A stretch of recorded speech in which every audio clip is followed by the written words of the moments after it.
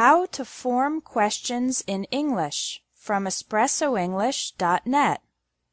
Many students get confused with the word order in questions, but there's a simple way to form almost any question in English. Just follow this formula: question word, auxiliary verb, subject, main verb. This formula can be used for many tenses. Let's look at some examples.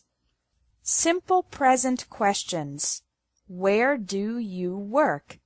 Where is the question word, do is the auxiliary verb, you is the subject, and work is the main verb. Another example is, what does he think about this? In this case, the auxiliary verb is does because the subject is he.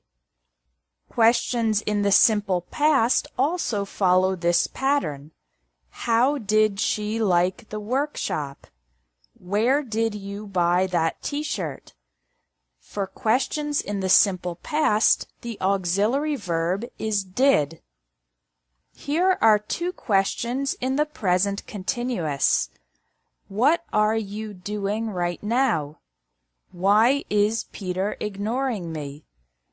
It's the same formula, but the auxiliary verb is a form of the verb to be, are or is, instead of do or does. In the past continuous, the auxiliary verb is were or was. Who were you talking to on the phone? How was he feeling after his surgery? This formula also works with present perfect questions. In this case, the auxiliary verb is have or has. How long have you worked here? What have they been doing lately? For questions in the future, we can use will or going to. Who will you invite to the party? When are you going to clean your room? In the case of modal questions, the auxiliary verb is should, could, or would. Where should we go on our next vacation? How could I improve my English? In the case of yes or no questions, they don't have a question word, but they still follow the formula of auxiliary verb, subject, main verb. For example, do you like bananas? Did they enjoy the movie? Has he finished his homework?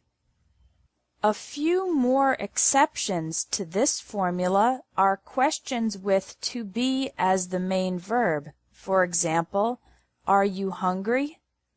Reported questions, indirect questions, and subject questions like who ate the last piece of pizza also do not follow this formula, but we'll learn those in a different lesson.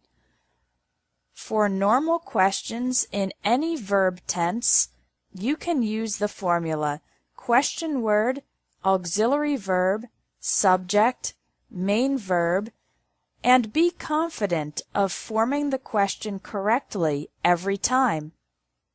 Thanks for watching English Tips from Espresso English. If you liked this video, please share it.